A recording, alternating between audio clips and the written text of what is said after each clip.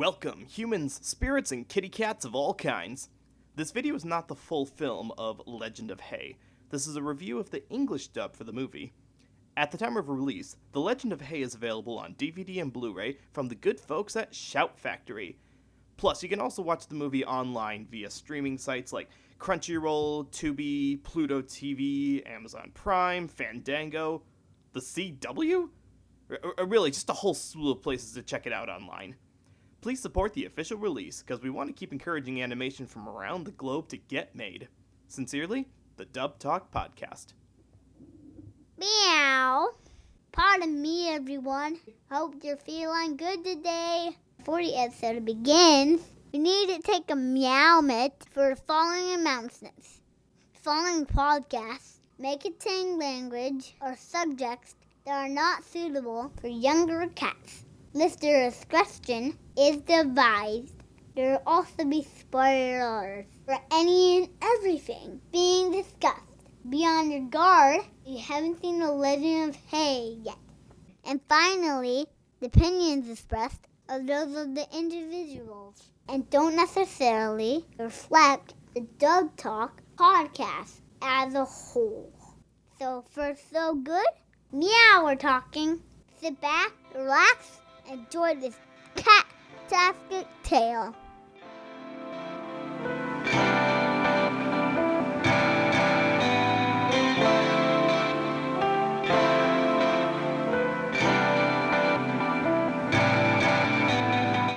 Good morning, Dub Talk! Welcome one and all to the annual tradition that we hold here, and we thank you very much for coming around for. Bring on the sunscreen and the frisbees and the beach balls. We are ready for summer at the movies! Woohoo! Thank you very much. Can you believe it, Jamal? It's been, what have you been doing this for like 9 years now?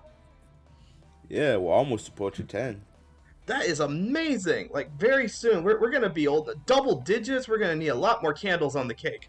So, thank you, everyone, for tuning in for this. We're very excited to be kicking this off. Jamal, would you be able to introduce yourself to the audience? Hi, I'm Jamal. I'll be editing this episode for your viewing pleasure. Yes. Well, not viewing pleasure, for your listening pleasure. Depends on where you're listening to this episode from. That is true. That's true. Although I have been advocating for, like, we get a version of the visuals where, like, you see, like, the wavelength version or like that Microsoft visualizer feature that, you know, turns your audio into crazy visuals to go with it. You think we could get one of those? It's beyond our budget and beyond our scope, Noah. You're right. I'm sorry. I forgot about those tax levies against podcasts this year. So, all right, maybe another time. But and that's okay, because I want to thank everyone for tuning in, for Jamal for jumping in. My name is Noah Clue, and I will be kicking off this summer at the movies with another batch of movies that we have not talked about before. And to do so, Jamal and myself, decided we would like to kick off with not the usual fare. That's right. Although the Dub Talk podcast is great at talking about the latest and the oldest, the greatest and the not so greatest of English dubs for Japanese media, we have decided to give you a special treat. We're going to try going to China. Yes, if you've been around long enough, you know that China also does some very good animation as well. And so we had quite a few to pick from. You know, we could have picked any number of cinematic achievements that China has put out, but we decided, Jamal, are you an animal lover of any kind? I mean, I have a dog.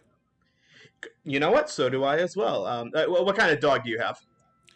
It's a terrier schnauzer mix, but she's kind of getting old. As a matter of fact, just the other day, she had trouble eating, but now she's doing a lot better. But we're not here to talk about dogs tonight. You know? We're not?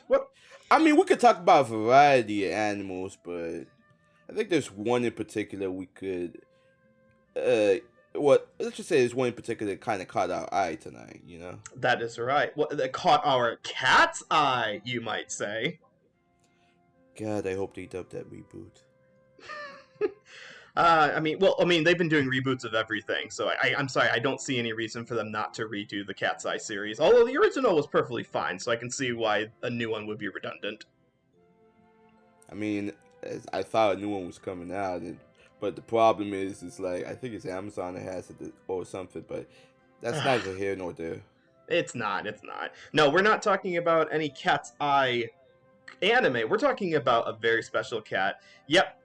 So, starting in 2011, there was a web series from Japan titled The Legend of Hei, which was a very interesting blend of spirits of Chinese mythology living in the modern world, specifically focusing on a little black cat named Hei, who was attempting to balance his spirit powers with the other spirits and the human worlds. Again, all taking place in modern day. And it was a bit commentative. It was rather commentative about the coexistence between nature and human. You know, are humans destructive, or are they more able to coexist with nature and the spirits around them?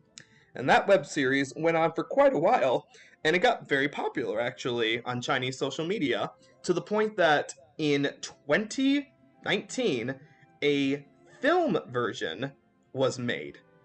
Not necessarily based on the show. It was a prequel to the main series itself, and that particular film got a very well done budget, did surprisingly well overall, and even scored itself an English dub. And that is the film we are here to talk about. It is The Legend of Hei. Hi. Spelled Hei, not The Legend of Hey.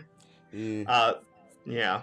So, I wanted to ask, Jamal, did you know anything about this film or this franchise kind of going into deciding to make this the film for Summer at the Movies? Really what I know about it is the cast, the pedigree behind the dub, the fact that it was out of left field before like a lot of others, you would call them Chinese cartoons, started slowly becoming the mainstay in the anime landscape that we have currently right now. Mm-hmm. I just thought it was pretty interesting to check out. And it was something I was meaning to do, I think either last year or the year before, when everybody was doing the like special watch thing, and I decided to watch like one Blu-ray a month for the year, and I failed badly at that. Well, I'm not going to chastise you for that myself, because I also am very bad at the like trying to keep up with one Blu-ray a month or a week kind of thing. Anyone who follows me, trying to follow like we tried like a year of Digimon or a year of Fairy Tail, where our small conclave tried to do like one episode of a long-running anime every day for a year, and I could never keep up on those. So you are in very good company as far as not being able to keep up on long things like that goes. But you are right that this, the Legend of Hei is, I feel like kind of grouped in with that same enclave of more high-profile Chinese-produced films that are then coming over into the West. Like, it's not such a novelty anymore. There's quite a few, pretty much on an annual basis. And thanks to the distribution powers of American distributors like G Kids, Shout Factory, we are pretty easily able to get the ability to see those on a regular basis. So that is what we are doing here tonight. Now, I suppose we should probably address two things. First thing, we should probably explain to the fine folks listening what this movie is actually about, shouldn't we? Yeah. Well, it's a cat video. Yeah, it's one of those classic cat videos, like Grumpy Cat, or that Pop-Tart cat with the rainbow behind it. It's just one of those, right? I like the fact you said cat video. People probably watching this on YouTube right now, if they're not listening to the audio version. There probably are. There's probably a cat video in the recommendation bar right over there. Now, no, this actually is a little more deep than that.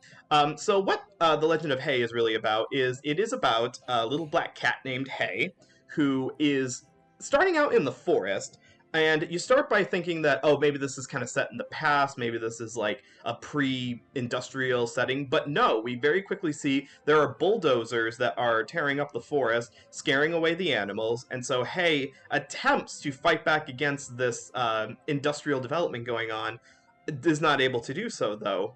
But after being chased out of the forest, he is encountered by a man named Infinity, who is kind of friends with many of the spirits that still live in the surrounding area.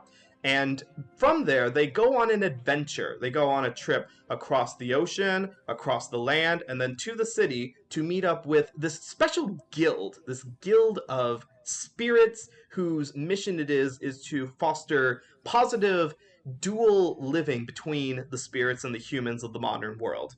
And that's all well and good, except that there is a there's a counter guild, as it were, led by a man named Stormend, who actually befriended Hei, who rescued Hei from attackers in an alleyway at the beginning of the movie, who Hei is more friendly with. And so the story is really Hei kind of battling with, do I go with this guild who says that we should foster good relationship with humans, or should I stick with my friend Stormend, who is much more, let's take over, let's use our spirit powers to regain what used to be ours. There's even an extended flashback that talks about how humans and spirits used to get along, and now they don't so much anymore. Which side is he going to go with? We will have to watch the movie to find out. Now, in talking about the... Yeah, go ahead. Just so you know, we have a disclaimer for a reason. So if we spoil things intentionally or unintentionally, that's your goddamn fault. We kind of go into this with the expectation that everyone has, if they haven't seen the movie, they're okay with us, going over the spoilery details. There's also a second disclaimer that if you somehow missed that, this is not the goddamn movie. I always forget to put that in. Thank you. I'll have to remember to put that in at the beginning as well, because you're right, this is not the movie. I don't blame you, it's just I'm really tired of the comments saying that, oh, this isn't the movie. Well, no shit.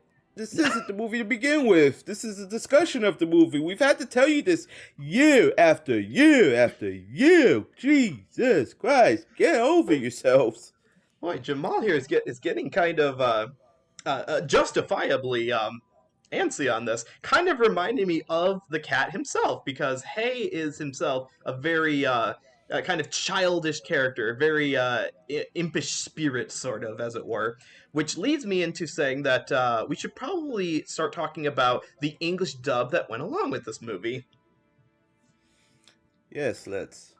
Yes, and this is going to be a bit of a different discussion. If you've watched our podcast, we usually will break up the episode into sections based on groups of characters. We're not going to do that for this episode, for two main reasons. First of all, being a movie, I feel like we could cover more ground by simply starting out with who is in the cast and then just going discussion from there.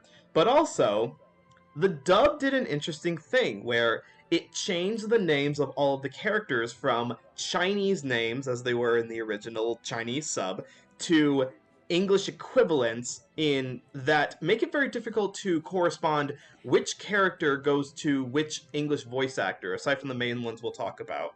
So if we don't get to a character that you were expecting us to mention, because we don't quite know which English name went to their Chinese name, we apologize for that. Yeah, so just to keep things simple, we're just going to be talking about, I guess, at least the main three characters in addition to the staff. Yes, I think that's a good place to point. Like, we'll talk about other characters as they come up, but for the main section, we're going to talk about the director, the scriptwriter, and who are the main three characters, the ones who I basically mentioned in the summary. Those are the ones that I think get the most speaking lines and therefore the most we're talking about. But you can't have speaking without the ADR direct writer to tell these people how to act, or the scriptwriter to tell them what to act. Now, this being a Bang Zoom production, we're going to actually get into two names that we have not really talked that much about before. And I will actually pass the mic over to Jamal in a second to really get into one of them. Starting with the ADR director, we have Scott Page Pagter, who is a name that is well known in the sound mixing and like people who are really big into the Power Rangers franchise may know. As far as like things he's actually just been the ADR director on, we know he has done so for things like Tekkon Man, Moncoli Nights, and my favorite, Barbie in A Christmas Carol. Gotta pay your bills. And then on the scriptwriter side, we have Chris Negi? Niji? Some people Uh, pronounce it Kanigi, I pronounce it Nig. It's Chris Takuka Angsuktinigi. And there's a very good reason I bring up that full name. and what But is we'll that get good reason? You want to tell me what that reason is? when we get into discussion, I'll mention it. All right, we'll put a pin in the corkboard for that one. But Chris, that's a name that you may know if you've been following more recent LA dubs, because he was a scriptwriter for series such as 86, Cells at Work, and one of my personal favorite, Beastars. He did select episodes for that series. So really looking forward to the final season coming to Netflix. Woohoo! Now, switching over to the main characters here. Like I said, let's just mention who the three main characters are. We're going to mention Hei, the cat. We're going to mention Infinity, the nice human who helps Hei across the country. And Stormend, who is arguably our bad guy, question mark. All three of them, again, make up the main focus of the dub. And then the other actors around that we'll just mention as they come up in discussion. But who voices these characters? Hei, the cat, is voiced by Emmy Lowe. Infinity is voiced by Alex Lee. And Stormend is voiced by Howard Wang. Now, you've probably heard Emmy Lowe before if you've been watching things like Chainsaw Man. She voices Akane in that. If you watched the newer seasons of Higurashi, like Higurashi Go and Sotso, you've heard her as the new voice of Rena. And if you've been watching Apothecary Diaries, sorry, I had words and they did come out just right. Emmy voices Mao Mao in Apothecary Diaries. The ironic part about that only is there a character named Mao Mao in this movie. Emmy Lowe, they also voice a cat named Mao Mao in the Apothecary Diaries. That's why I picked that one. It's a small world, isn't it? Mm-hmm. Now, Alex Lee, you have heard as Gigi in Dan Da Dan. You have heard him as Kazuya in Rent a Girlfriend. And going back to a series that involves talking animals, he voices Tanaka in Odd Taxi. Tanaka was the cat who spent all of his money on an eBay auction for an eraser, if you need a reminder of who that character was. Kind of impressed you said... I'm kind of impressed you said Dan Da Dan, because every time I hear somebody talk about that show, they keep calling it Don Da Don, and that creepy nut song just keeps going Dan Da Dan. So I'm like, well, one of y'all gotta be correct. It sure is not Andrew. That's for damn sure. He's probably going to tell me that I'm wrong too. I mean, if they don't actually say the title like out loud, I say you are free to call it whatever you want. I spent years calling the main character of Les Miserables Jean Valjean because I had read it before I'd actually heard it spoken out loud before. Look, the man can't pronounce Danganronpa, right? So he can't. Okay, you know, never mind. No, shame on you, Andrew. Let's work on Danganronpa correctly. And finally, Howard Wang, you have heard in quite a few things before, both on the LA and the Texas side of things. You've heard him as Hitoshi in Nanbaka. You've heard him as I'm sorry, let me try again. You've heard him as Sekapsi in Golden Kamuy. And you have heard him most recently in the recently released dub of Lovely Complex. He voices Atsushi in that series. So with that said, now that we know the main people in this, let's just go ahead and get into discussions of this movie itself. This is not a very dialogue-heavy movie. Like, this is definitely a movie that people go to for the spectacle of spirits with superpowers and cute cats traveling across very picturesque landscapes. So, Jamal, what was your takeaway from just the dub itself, I guess? It's kind of hard because while I was trying to pay attention to the characters, I did understand lesson because like I guess not all people are him, but pretty much it's been divided between good and evil for many different reasons. What we perceive as evil sometimes might actually be good in the long run, and vice versa. Because one of the things about this movie is that as I'm probably gonna make a parallels to other stuff I've seen, or at least I've seen bits of. Same here. In terms of the beginning of the story, because we actually kind of meet Stormman in the beginning before we meet before we meet Infinity, because Mm-hmm. rescues Hay from trying to survive in the urban jungle, as it were, as they're trying to seek a new home for themselves. Yeah. And I thought that was very very neat. And when I read the story, I'm like, okay, so how is this gonna go? Because you would perceive Stormman to be the good guy and Infinity to be the bad guy, and it kind of reminds me of the movie Hells, because when I first saw that movie, Howard Oh Wang yeah. also played another character who was kind of in that similar tone. Because Yeah. I thought he was a cool guy at first, and then he ended up being the bad guy at the end. Spoilers for Hells, we do have a disclaimer for a reason. So It's watching the movie from beginning to end, it's kind of I guess the way it would work is like, because Hay is pretty young and is pretty lost in this world, and hasn't had the set of roles developed on them just yet until they discover who they really are. So it's kind of an upbringing kind of thing, which is why it's more action oriented. I use the term action loosely, action oriented, as opposed to a dialogue heavy story, because actions mhm. literally do speak louder than words. So This is a series with spirits who have basically elemental superpowers. Like they have different types. Like I can bend metal, or I can bend space, or I have a teleportation power. So yeah, there's a whole lot of that, and that is the spectacle people are here for.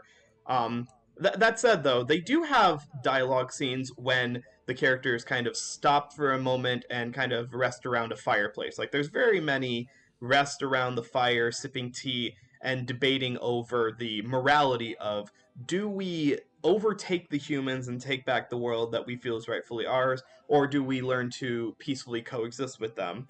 You mentioned Hells, which, now that you mention it, because I had seen that movie before when it was on Retro Crush, that is a good parallel. I think another one that first came to my mind was the X-Men franchise. Like, this feels very Charles Xavier versus Magneto in the, what is the right way to coexist with these creatures that are not as powerful as us, and we could easily overtake, but should we do that? yeah, and that's one of the reasons I kind of invoked the Christopher name, because the one thing that really played a part in this movie was the casting, because there are a lot of characters and a lot of actors here that pretty much spot on when it comes to like telling the stories of this nature, folklore, because it would feel like something like somebody would grow up listening to a story of, and uh, as they wander about in the world, the longer they exist, is how do they learn to coexist with people that aren't like them. We may look the same on the outside, but somehow we're different on the inside, more or and less. the, yeah, and the movie does take a good chance to allow us to see the spirits interact with the humans. Like Infinity is a human himself. Like I believe they mentioned that although he has these abilities very similar to the spirits, he is of the human realm. And there are scenes like the train scene where there's a bit of a battle over what is it? One of the bad guys has kidnapped Hay basically, and the humans on the train don't just watch and think nothing's up. They like, are you that kid's guardian? Are you a human trafficker? They confront him. So there's definitely an argument for the good side of humanity in this movie. I think the word I was trying to look for was inclusivity. That's a When it, good when it, term for it. when Yeah. it came to the casting and to to the casting, the storytelling, because and it's kind of funny because yeah, that whole scene with Infinity and the kidnappers, it's amazing how Alex Lee can like this. Okay, I've never seen the show myself, but he does take the similar vocal tone that he uses in Solo Leveling before he even got cast in it, long before he got cast in it. So I like how he can be authoritative, but at the same time compelling. But because he knows what he's about and he knows what needs to be done, but he makes sure to portray in a way that nobody else gets hurt. Yeah, Infinity is definitely the stoic, dry, but very kind-hearted individual of the group. I always found it funny that Alex's portrayal is to never break that character. You know, he doesn't crack jokes and he doesn't change his pitch even when things could be silly. There's a scene where the two of them have just had a meal just after getting off of the boat onto dry land, and they realize they don't have the money for it, and so he's kind of like digging through his pockets, like uh, cash. My phone is ruined by the water, so I can't mobile pay you. And because the waiter is just kind of staring at them like, what are you gonna do if you can't pay for this? He just runs and just keeps the dry, stoic face on his face while they're making this very comedic run without having paid for their meal. Yeah, that scene was fun. So I have to wonder, how does the money get destroyed in the water unless that was fake money to begin with? Well, I think the implication was that they didn't have enough because they had like a feast, you know. They like just plate after plate after plate, and he looks and he's only got like a couple of dollar bills or wong bills rather, if this is Chinese. So I think the Yeah, implication was Juan. just they didn't have enough. Won, Yeah, yes, that's right. yeah. And it's based how Alex is. If you ever seen Alex on any social media, he's usually a no nonsense type of guy, but man, he'll keep a straight face when it comes to roles like these. And that was necessary because I don't know if you got a chance to listen to any. Did you get to listen to any of the Chinese language before watching it in the English? No, because this is my first time watching the movie. I watched it straight before recording. Right. You did mention that. I wasn't sure if you got to like see the trailer or something.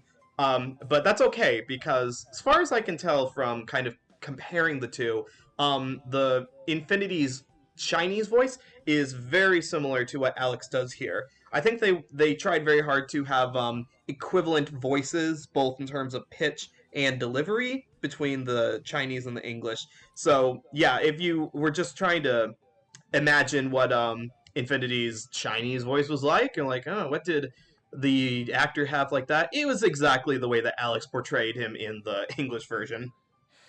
And you know what? That makes sense because if I remember correctly, I think Alex is from Asia incarnate, and English was not his first language before he became a voice actor. So Really? I would say, yeah, I let me look it up real quick.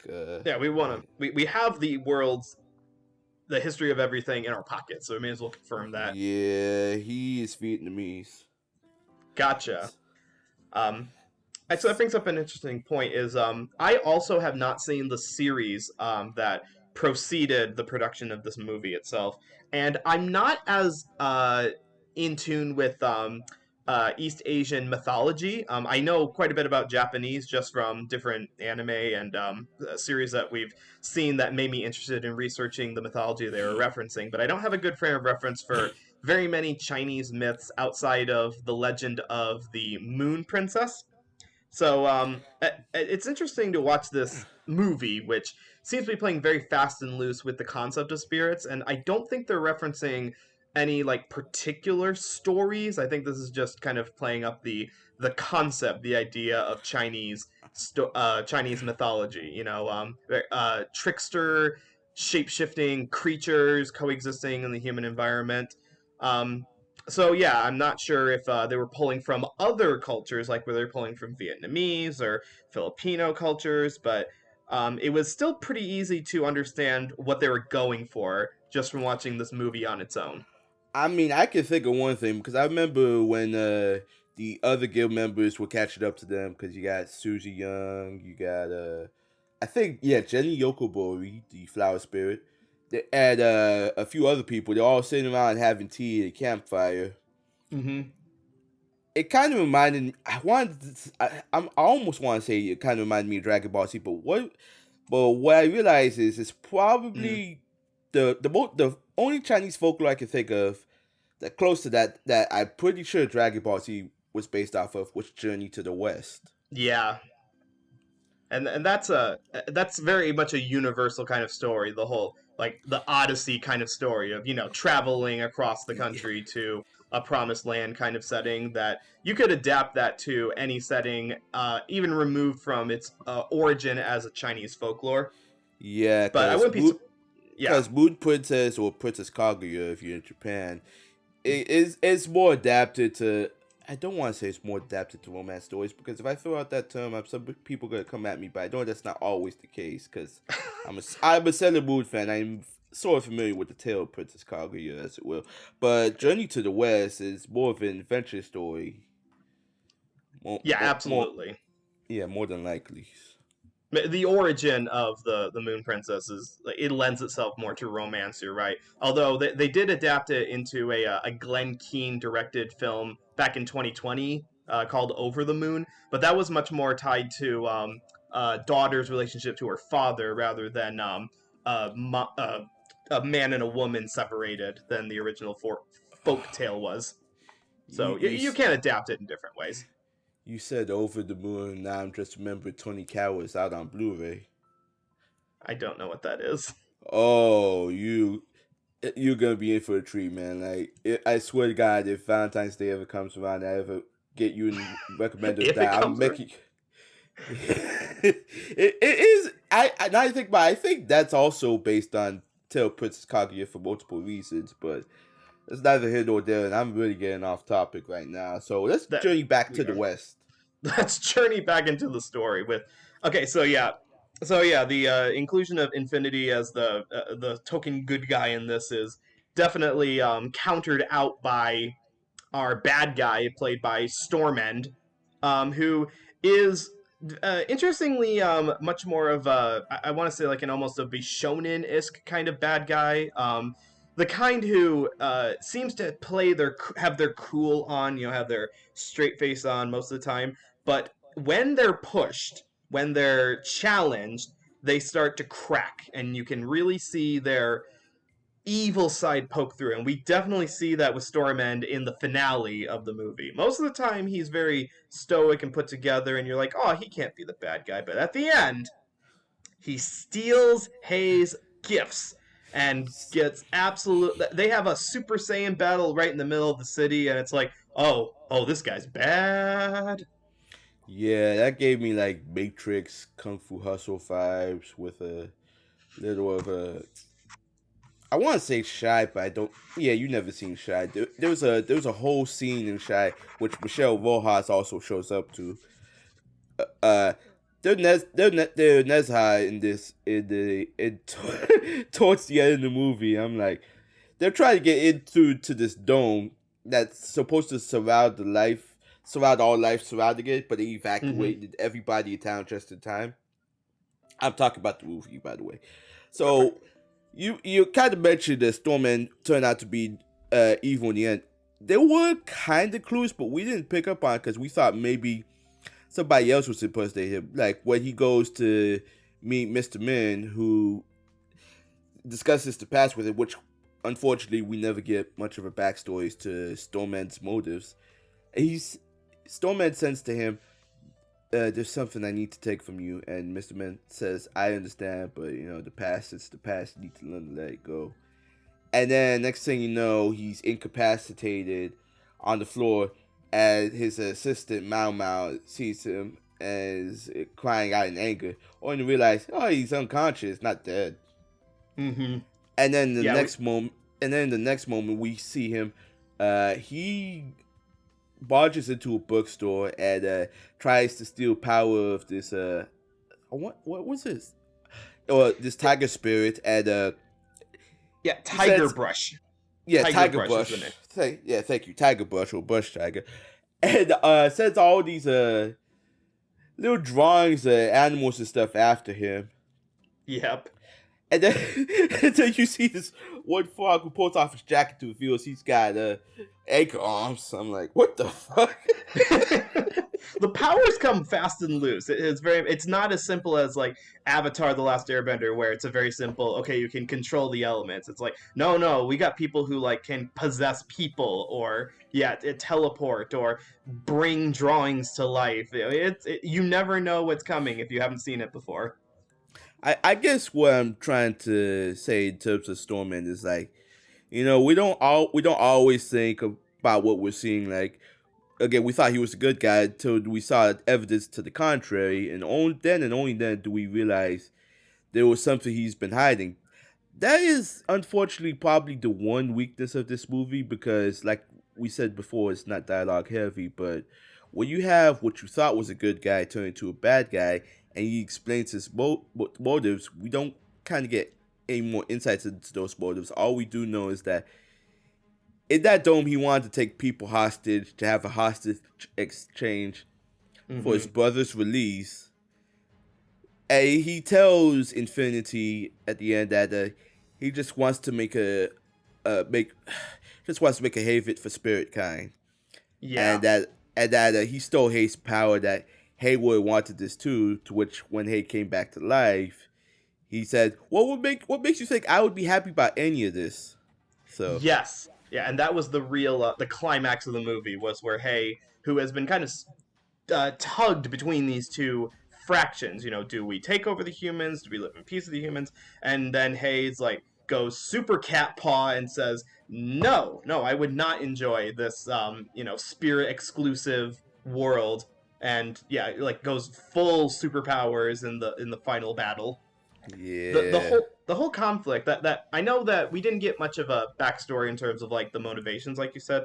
We do get Stormman's is like he has a flashback where he talks about how no, I enjoyed the humans at first, like when they were just kind of starting out. We had culture festivals, their technology was basic, we had a good time together, and then it kind of shows the passage of time. It shows like railroads and skyscrapers and all this technology. Like it basically says they evolved too quickly, and now we don't, I don't really enjoy it anymore, and we're feeling overrun. But yeah, as far as like why he doesn't decide to coexist, we could have used maybe a bit more in that backstory. It reminds me a little bit of the Disney Channel original movie. Have you ever seen Halloween Town? Yep. You remember how Calabar? Yeah, Calabar's Yeah. whole thing was like, let's stop hiding in this pocket dimension and let's go take over the world that is rightfully ours. Well, except for the take over the world part, I think that's what ended up being Halloween Town High because they learned to coexist with between humans and magic. So But the coexisting part, yes, but in the original Halloween Town, it was very much a, we are powerful, we should take over, and we have the witch's staff. I mean, we have Hay's metal bending powers, or that gift that he took away from Hay at the end of it the was a movie. spatial it was a spatial thing which it turns out, and they revealed at the end too that apparently he had like a double spatial ability. That's how he's able to come back Mm-hmm. to life. Yep, because we think that that his powers, that Stormend like sucks the magic powers away from Hay and leaves him completely powerless. But turns out like no, he had, like you said, this like double spirit power that allows him to, unlock double space. He unlocked a special Xbox power, and that's how he's able to come back and fight at the end and make his own decision about what side of the conflict he's on. Minus the instant convolution at the end about that. That kind of reminded me of the end of season 1 of Winx Club. Also, somewhere right now, Beth just pooped her pants, and as I mentioned, the Winx Club. That and I can't believe you just said Xbox. I'm just trying to tie this into every pop culture thing I can think of here. Xbox Live achievement unlocked double space powers, Yeah, but I'm and not gonna. Never mind. I'm not gonna go into that. I got that Xbox already. I still have a Switch. I'm not buying a Switch 2 until the Switch I have crumbles into dust. Oh, them Joy-Cons will be death for that. I'll guarantee you that. That's okay. That's why I bought the external controllers, the one with the rumble features and everything. Eh, anyway, speaking of rumbling, so yeah, at the end there, after the fight scene, Stormman just, I can't say he gives up. He kind of realizes what he's done and knows there's nothing else to be done. And I guess to keep with the algorithm, he unalives himself and turns himself into a giant tree that That is, encompasses that yeah. encompasses a lot of buildings in the area. Even though the I think Shulao, one of the guild enforcers, says that they're probably gonna just tear down that tree. Bro, yeah, it's a very a bloodless way to end him off in this, and that in that final moments, like that's where Howard really shines. To bring it back around to the dub, Howard's portrayal is like as a very nice person throughout the whole movie, for the most part. But it's in those final moments where he's like really fighting back because Hay has unlocked his full potential, and he's turned into this feral, like cougar cat demon thing in the end, and he was growling and snarling, and he's like really fighting, coming at the camera as things are flying at him. That's where Yeah, Howard really gets to shine and go crazy. you know And that was the ability he stole from Tiger Brush, right? yes, that's the part. Yeah, the his he's merged his spirit self with the Hayes cat powers, Yeah. but only it doesn't look like a cute cat. No, it's more of a Animorphs style anthro character who's like much more muscular and feral looking. Yeah, pretty much. Yeah. The I'm not sure if Masaki Yuasa was an influence on this at all, but the animation style feels very Science Saru in the way that characters move and blend and the camera moves around. It's a veritable feast for the eyes, if nothing else. I'll be honest, I wouldn't put it past him if that was the case, because I do remember that Emilio said that this movie had like kind of a Ghibli feeling to it, and of course it was. I think it was mostly because there were animals involved, but yeah, I could definitely see what they were Mm-hmm. getting at. Yeah, well, So the Ghibli movie it reminded me the most of was actually not Miyazaki but Takahata, because he also had a thing for the preservation of nature, which Miyazaki did as well. But Takahata specifically had that in the movie Pom Poko, which I know that you said you hadn't seen it before, which is fine. You do not need to watch Pom Poko. For the love of God, don't watch Pom Poko. It's a very preachy environmental movie about the destructive power of humans and the Tanuki trying to like use their shapeshifting powers to overpower the humans. It's not a very good movie, but you know it is good. We gotta talk about Hey the Cat. We gotta talk about the voice acting that was brought to this film. yeah, Emilio, they were very good in this role. Like I could tell this was like I want to say like early Emilio, because this was I think this was what they started out at. Not at Funimation. Yeah, I think this was when they started out at Funimation. Like they hadn't really become a household name yet, as far as I can remember. Because I do remember like there been like some early stuff before they made their way to Texas Mm-hmm. under a different name. So, but Oh, really? they have since discarded that name. And Did not know that. Yeah, I'm also not as familiar with Emmy Lowe's work because I have not been following much more of the seasonal program coming out in the 2020s, and I know that the bulk of her catalog of recorded output has been in the 2020s. So it was refreshing to hear her play this very young male-coded cat character.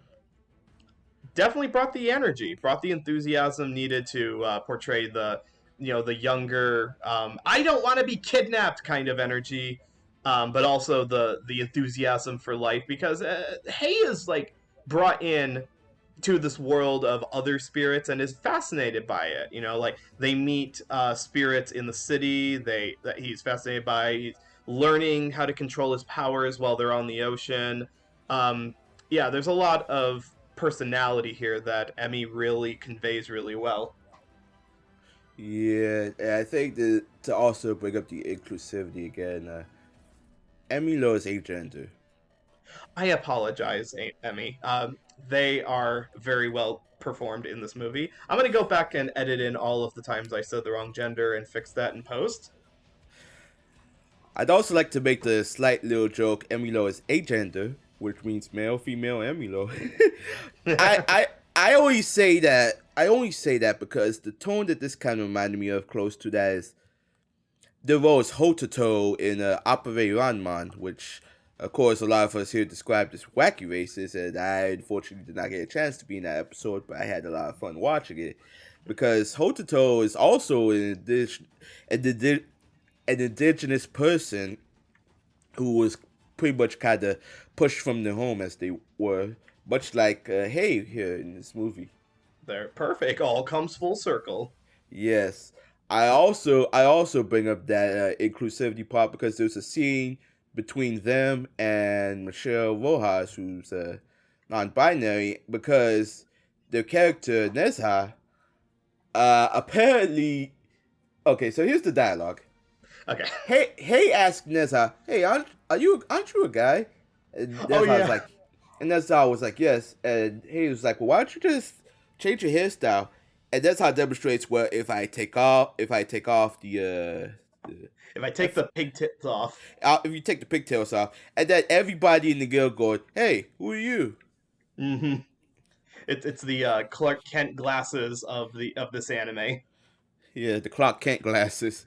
Yeah. But I really like that. I really like that dialogue because to me that kind of portrayed a sense of inclusivity that I wasn't really expecting.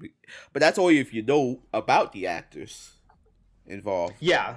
Yeah, it was yeah, it definitely added more to, like you're saying, the inclusivity of the cast because it's not just about spirits and humans. It is about those from all walks of life being welcomed into the fold. Yeah, basically. Right? But But I also like the fact how Emmy can portray both a cat spirit in human form and a cat spirit in cat form, and I'm pretty sure that other little spirit the cat was holding was also them. see, that's the thing. I believe because I watched again. I compared the English to the Chinese. I think that if in instances where Hey is making like nondescript meow meow sounds, that they retained that from the Chinese because the audio sounded almost exactly the same. I could be wrong. They could have re-recorded that part, but in scenes where it's just yeah, nondescript meow with no words, with no English words or Chinese words. I think they just carried that over from the I, original I, subs. I mean, yeah, they could have taken the 4 kids method like they did with Pokemon the movie and just leave Pikachu in the original language. But Which makes also, sense.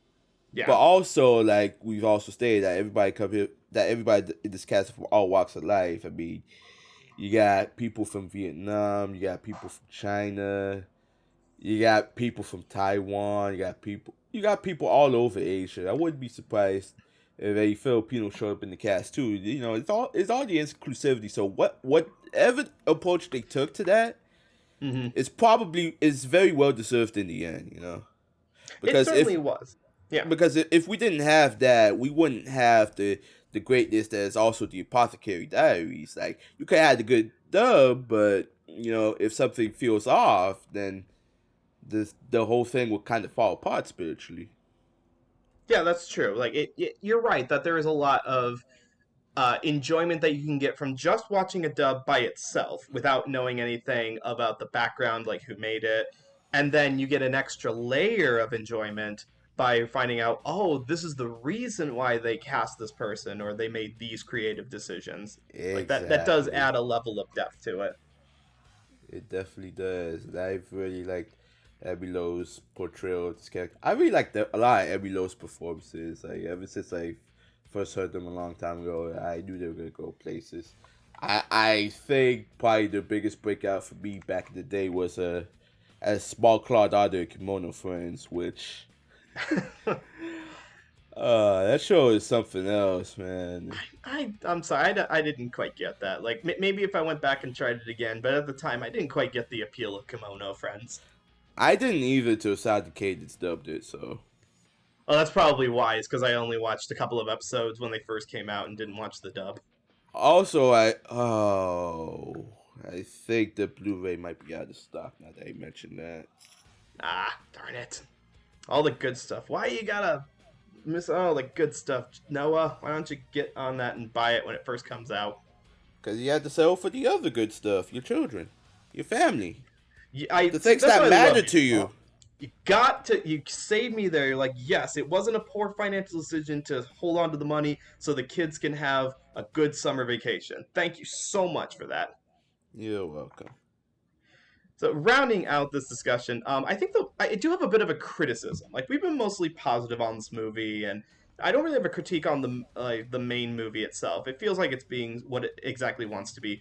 The only problem I have is when we're watching a dub that has a large cast like this of different kinds of characters, I tend to prefer that the writing give different kinds of characters, I suppose, different ways of speaking, like different vocabularies, to convey the different places that they've been. And while some of the characters like speak more vernacular or are directed to act in a different way than others, I feel like the script writing doesn't quite carry across the weight, the gravity of the majesty of the world that they're in. The dialogue is translated very basically in a way that you can understand it just fine. It's just not very poetic. And I'm not sure if that's a legitimate criticism to say, like, it was basic writing. But I guess if I myself was doing the writing on this, or if I was directing the writing, I guess I would expect, like, the spirit characters to be given more old world ways of speaking to help convey that they have been around for a while, and to break from the vernacular language of the younger characters, like Hei. Hei speaks very much like the older spirit characters do, and that lack of a difference between them in the dialogue, I feel saps a little bit of the power that the story is supposed to have. What I think is probably one or two things. Well, first off, before I say anything, Kimono Friends is on sale if you're interested. $45 right now. Are you sure you do recommend it? Yeah, I just looked up at the Crunchyroll store. It's on sale. Yeah, I mean, well, if you want to, it's your choice. It is pretty good. It's pretty funny, especially the bloopers. But it is very thought provoking. It also kind of provides a centralistic tone between two characters that are of a different species, basically. If you want something similar in that vibe, but okay, all right, good tangent. I think I made myself sad because I think it was the game they were doing cross media for when out of service. That's probably why I was upset about Kimono Friends. Gotcha. All right. Yeah, because it's more than just the series, right? There's a couple other medium. Yeah, there was one more season, which, man, I heard nothing but bad things about. Anyway, oh yeah, speaking of bad things, I can't believe I just said that. I think one of the reasons why it doesn't feel like it's as diversified, as the vocabulary doesn't feel as different to like compared to like all that would like show was like where somebody's coming from or such. It's because, and I have a theory, because go off the date, this came out in 2021, the dub. But to my yes, looking at the release for the home video, it came out in 2021. And knowing my knowledge of how moderate knowledge of how production works, this means it would have had to have been filmed earlier, so either early 2021 or late 2020. And if you recall, we were going through a major pandemic at that time, so a lot of stuff was kind of off limits to like physical recording. So I'm wondering, do not quote me on this. Not at all. Although, if you are an industry professional who has worked on the movie and you somehow managed to catch this episode, please let me know in the comments. But I'm willing to bet it was probably a lot of remote recording for this movie, because it was this. Okay. I don't know. Productions kind of work different to each their own, because I know there was another movie I watched when we were deciding what to come up with, Demo Memorial Keys. I remember uh, reading stuff from Andrew that Lenti said about that movie. They did that movie with a 2-week turnaround time. Oh wow, But that's the thing, insane. but the thing about it was, there was like some actors playing multiple characters, and for good reason too. That and the QC had to be handled by another person they trusted on their staff, because by the time they were finished, it was around Christmas. But I hope Hmm. to discuss that movie one day and get further in depth to it. But all I can say is probably the productions were very rampant, very crazy around that time, because as the world was shutting down, we they still wanted to keep us entertained. I mean, personally, I Sure. would have been okay if they didn't work to keep us entertained, because health before wealth. Yes, But I absolutely. but I guess being entertaining is much like being a storyteller. It's just in their nature to tell the stories. So if that didn't happen, we would not have something like this. So I'm willing to bite the bullet on that criticism about the vocabulary. That's Hmm. because you give and you take. And I'll take this movie if it means don't I could give up that factor. Not every movie's gonna be 100% perfect. That's rare nowadays. Let's put it that way. It's But true, and yeah, but it I guess we could probably. Before I continue with my thought, I would say that Emilio did the very best job with what they were given, and I appreciate all their passion for the work. I appreciate everybody's passion for their work in this movie, especially Chris Nick, because Mr. Nick had a tough job here with the script writer, because not only I don't know how this process works, especially with Bang Zoom, but okay, adapting from Japanese to English is one thing, hmm but you're adapting from a Chinese language, which I don't know if the Japanese came out after and before the English dub, or if it came out after the English dub. But I would think I believe the Japanese came out before the English dub was available. if that's the case, then he had tougher choices to make, whether adapting from a Japanese dub of a Chinese movie, because we don't know what choices they made in the Japanese to for us that they translate for us to use or add, or where and when we decide to make our own interpretations other than the names, the characters, because not Yeah. everybody's gonna remember Wu Shan or Feng Shi or Lu Xiaowei or Lo Yes, you're right. Xiaowei. Yeah, I don't so I don't begrudge them that choice of translating the names like that. That is, I think, something that was probably for the best in terms of making this accessible to an audience that is not as good at remembering Chinese names as they should be. let alone names And sometimes. yeah, I mean, I also suffer with just Japanese names in general. I would have absolutely been floored with remembering just the Chinese ones. I know I suffered with this quite a bit when we watched things like Ping Pong or yeah, anything else that involves mostly Chinese characters in it. And I'll agree that this is a very competent dub. It is certainly a kind of. It feels like they were trying to make it as universally understandable to a Western audience as possible, which meant scrubbing the names of any Chinese influence and also making the dialogue very uniform across the board. Like the way people speak is indeed something that doesn't retain unique dialects. There's not very many archetypes. Like the archetypes are basically the stoic badass characters, the high energy kid characters, and the perky girl characters, because there are a couple of those in this as well. All archetypes that an average anime watcher in the West would already be familiar with. So yeah, let's wrap this up then by we kind of started with the actors and we worked our way backwards here. So let's final section here and just talking about the direction itself, which again I believe is going to be the one and only time that we really get to talk about one Yeah, Mr. Scott Page Pagter. but Jamal, you had particular thoughts on this yourself, didn't you? it I it's kind of very interesting because, as Noah stated here, Mr.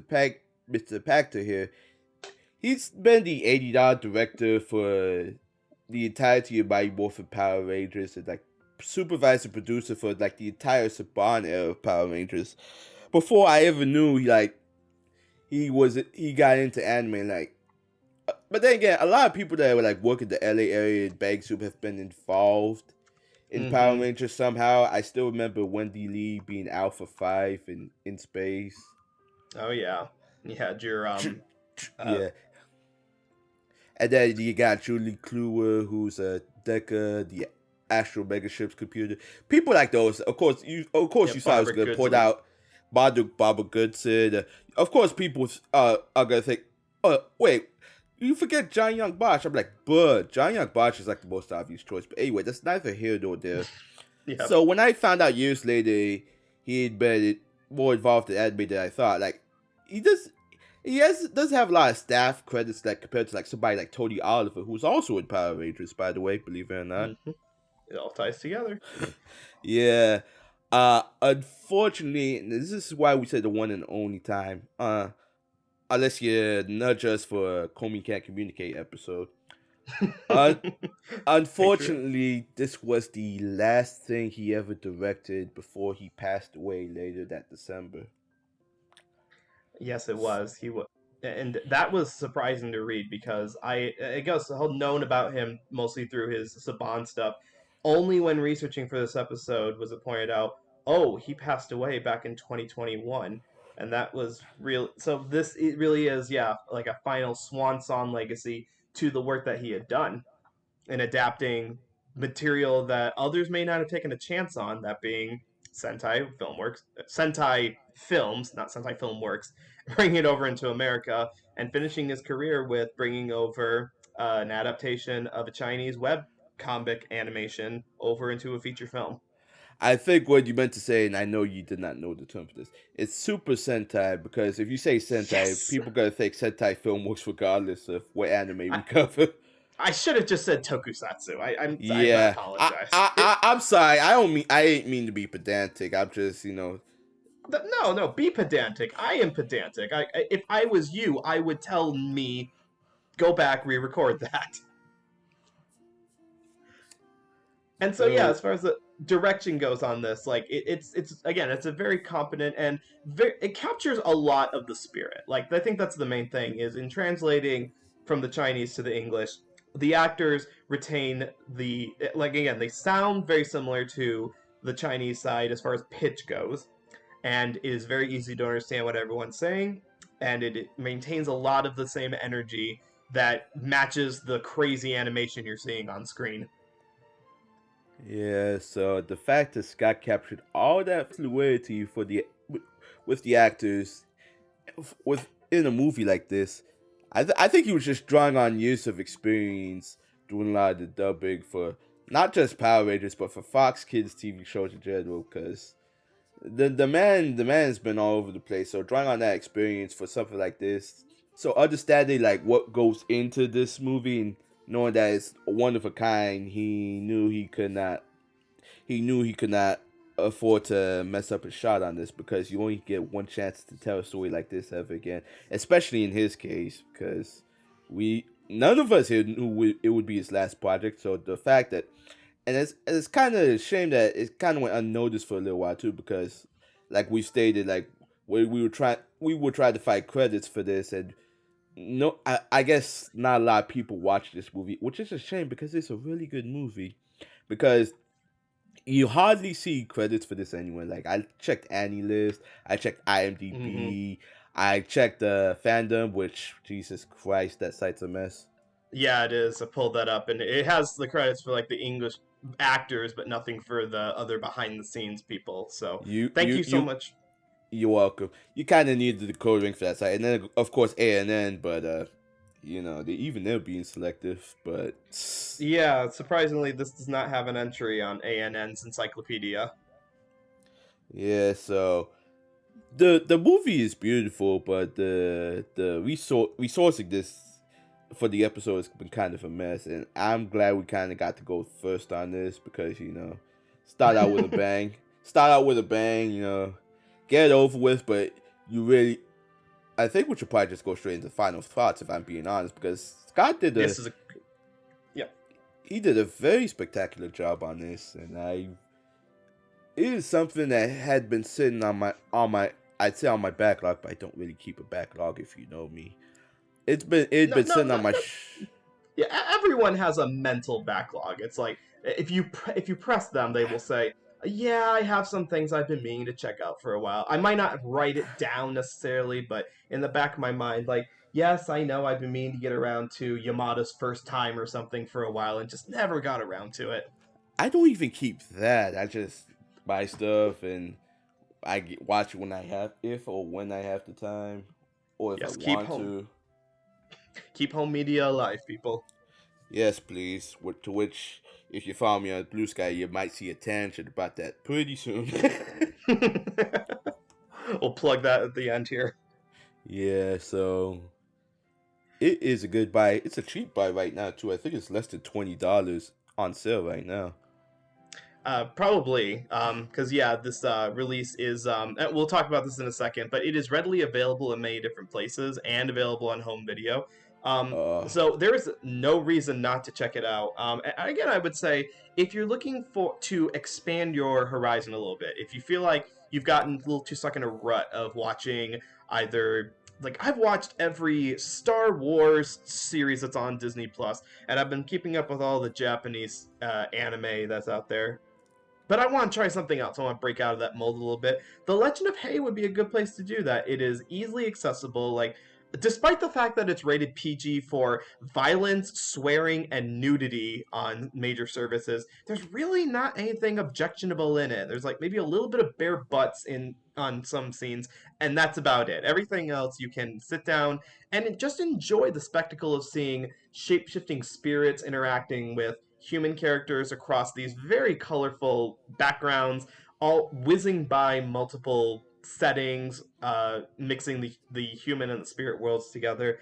And yeah, the actors, the direction, and to an extent the writing captures a lot of that in a way that does not quite convey that this was a Chinese production originally, but does convey the sense of wonder and spirit that I think they were really trying to go for. And definitely worth it for the action scenes. There's a whole lot of element bending scenes between the spirits and some very appealing character designs mixed in with the humor of this cat character being dragged across the world to unintentionally being involved in this conflict between humans and spirits. That again carries a universal theme of the importance of inclusion. I can speak words now. And as we record this, nearing the end of Pride Month, I don't think I need to emphasize any more, but I will anyways, how important that is to our world today. Yeah, and I think having said that, what the hell was one thing?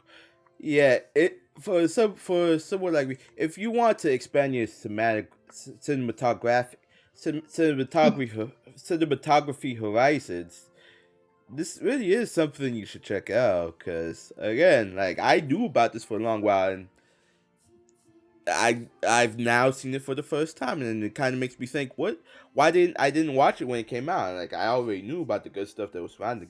I mean, hell, even some of the story played out, it kind of gave me Avatar vibes, and well, heck, they're riding on a flying bison at the finale or in the end of the movie.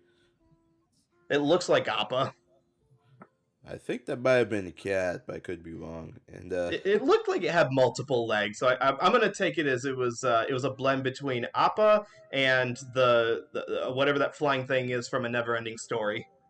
Oh wait, it was a tiger they were flying on. That's what it was. See, it was all squishy, blendy animation. It could be any spirit you want.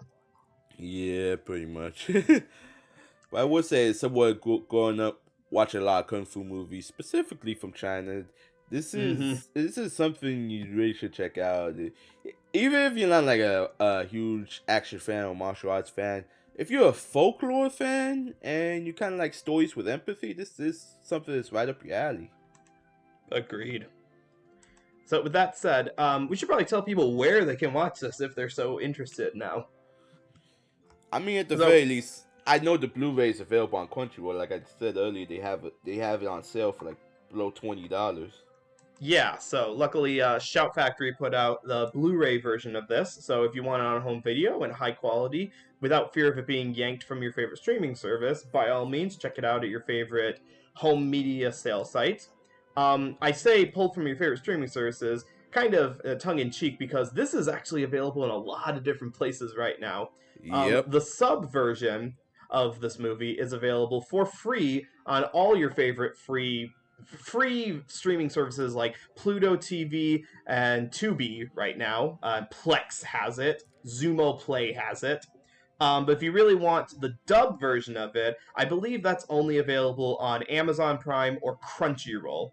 And then there's your usual like digital rental spots like Redbox and Apple TV has it. So there is no shortage of places to find this. Usually we kind of have to restrict ourselves to say like it's on Crunchyroll or it's on HiDive, but no, this is available basically anywhere you can get free media around the internet.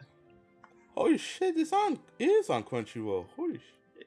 It is. That's where I watched the dub version. I just cracked open my Blu-ray, to be honest, which it's on Blu-ray and DVD, but just so you know, it is a very bare bones release. Like, yeah, straight to the point. It's both. It only has the Chinese and the English audio. Mm-hmm. But it does have subtitles, especially subtitles for the deaf and hard of hearing. Also important. And considering, like what you said, that this was produced in the middle of the great COVID-19 pandemic, it's not surprising that they weren't able to get things like commentaries of the directors or interviews with the cast members, because like Shout Factory releases usually have at least some interviews with the cast members. But again, no need to fret because it is still a good enough movie on its own to be worth the purchase. Yeah. On our own end here, I suppose we should probably plug ourselves because we are the Dub Talk Podcast, and you are probably listening to this thinking, this is a good podcast, I should watch more of this. And you should subscribe to us here at our YouTube channel, here at Dub Talk Podcast. We also have every number of audio-only feeds available for everyone who would like to check those out. You can hear us on... We're also available on the Spotify, Apple Podcasts, Podbean, wherever you find our RSS feed, basically. That's we're also right. We're also available on Patreon, too. We are! That is correct. If you are in the Patreon game, you can follow us over on Patreon because we have a couple of stretch goals for those who donate to our feed to not only get exclusive access to our episodes, but also can be voting on what the next episode is going to be. That's right, we are open to suggestions for those who subscribe, and we want to give a shout out to those special patrons. And so, we want to give a huge shout out to our $5 patrons. Huge thanks to Megan's mom and dad, Michelle Travis, Kimwa Su, Just J2, Marissa Lenti, Bright Eyes, and Julia W. Thank you guys so much for the $5 donation. And a huge extra special thanks to our $10 patrons. These are the ones who chip in a little bit extra and are the best of the best so that they can get the episodes a little early and vote on what they want to see next. Those $10 patrons are the awesome Anthony Brown, the charismatic Carly Lesticow, and the pedantic but highly loved Pika Greg, who I believe I'm actually going up against right now for our Recommend or Die challenge in our Discord server. Thank you guys very much. I wish you the best of luck on that. I gotta get around to it. That is also that's a live action series called Blue Blazes that I gotta get around to. But I will get done before the week is out. Final things. Let's just plug ourselves really quickly. Jamal, tell them, the fine people listening, where you are around the internet. You can find me on Twitter and Blue Sky at Jamstar529. I'm still going to be on Twitter because I got to sit on the name. You can find me on YouTube at Jamstar1. I'm an assistant editor for the podcast. I do want to get into solo podcasting. Yes, I know I've said that. I'm still working on it. It takes time. I also I also want to try to get into or back into streaming something, but again, that's also going to take some time. Well, let me be the first to say that I look forward to your productions coming up. Also, so you can have a place to, share your love of the medium in a way that is also enjoyable to experience. And you can follow. Yes. No, I was gonna say, speaking of that, you could also hear me know in an upcoming retrospective episode. What it is, when it is, who the hell knows? It'll be next month, that's for sure. I apologize for being so vague about it. We're such we keep flipping back and forth on when we're going to be recording that. Wink, wink, nudge, nudge. Dude, stop flapping your mouth, man. I apologize.